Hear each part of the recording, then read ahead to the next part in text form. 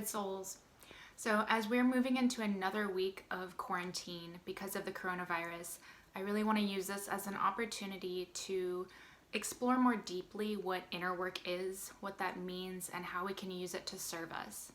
So, right now, a lot of people are going through turmoil, through changes, through a big shift in their life. And many of us are spending time in self isolation, in quarantine, just spending a lot of time with ourselves.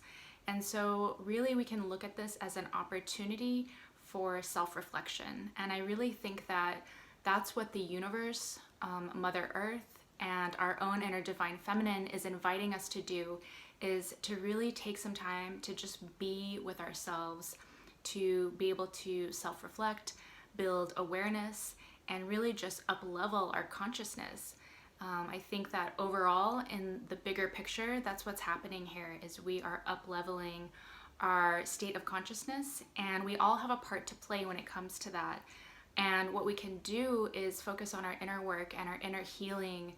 And imagine if everyone in the world did this, right? We all start to look within and understand why we sometimes act out of ego and we don't treat people very well, and really starting to understand that so that we can empower ourselves to change our ways.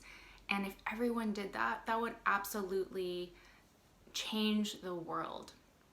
And so there's so much power in doing our individual work. And so that's why I want to talk about it a little bit more this week and really dive into it. And this first video is going to be about how we are creators of our life. We are powerful beings, and we need to start owning that, right? And seeing ourselves as powerful rather than as victims. So it's easy to slip into a victim mentality and to identify as a victim, especially if you've had things happen in your life where you were a victim. And we don't want to bypass that. We don't want to ignore that, because that does impact us, right? Especially when we have traumatic experiences that in which we were victimized. We have to acknowledge that. We have to work through that. But that's where the growth can also happen. And that's where we can really step into our power to understand that we don't need to continue to identify as a victim. We can understand that that was an experience and a thing that happened to us, but that at our core, we are extremely powerful beings.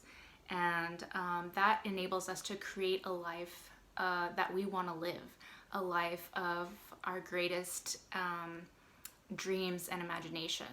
So we can move from a state of victimhood into understanding that we are powerful creators. And when I say creator, I don't mean controller, right? So a lot of times what we try to do is control our outside circumstance. And really what that is not power. That's just kind of grasping and kind of more so coming from ego, trying to control things so that we feel like we have a grip on things. But what we have to acknowledge is that, and I think these circumstances of coronavirus and everything that's falling apart is really showing us that we don't have control, right? And there's actually power in acknowledging that and surrendering to that. But we don't have control of the outside circumstance, but what we do have control of is how we react to that and how we treat others. Are we kind through these circumstances? Are we nice to other people? Do we treat ourselves with compassion when we're going through a lot of changes and struggle right now? We always have control over how we can perceive things and react to things. So there's so much power in being able to shift our perspective, and that's what inner work helps us to do. So inner work is realizing that our thoughts, our beliefs, and our subsequent actions create our lives and what they look like on the outside. So the outer is a reflection of the inner. And so that enables us to have a lot of power to change, because we can start to become conscious of our thoughts and start to move away from the negative ones and really embrace a positive way of thinking, really start to reform our beliefs so that we believe in our worthiness to receive love, to receive abundance, to receive the things that we want. I'm sure that you have experience with self-sabotage, And that's the interesting thing, is that a lot of times what we want doesn't match up with how we're acting, and the actions that we're taking to try to get what we want don't match up. And the reason is because subconsciously we're not believing that we actually are worthy of receiving what we want. And so the inner work allows us to really examine that, start to understand that, and then change our belief system to empower ourselves to really know that we are worthy of the things that we want. We are worthy of the beautiful life that we want to create for ourselves. So we can start to dive into things like examining our own judgments, examining our own negative self-talk, kind of really starting to understand, where do these things come from?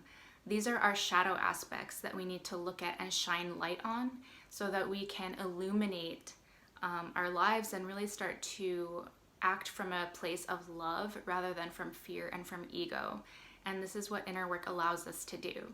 So when you realize that you're not a victim and you're a powerful creator, that is so empowering. And when you also realize that, you know, you're powerful and yet you don't have control of outside circumstance, but you have control of how you react to it and how you engage and how you carry yourself as a human being, this is a really great foundation for doing inner work. And I promise you that when you continue to do the work, as many of us call it, your life will start to unfold in really beautiful ways.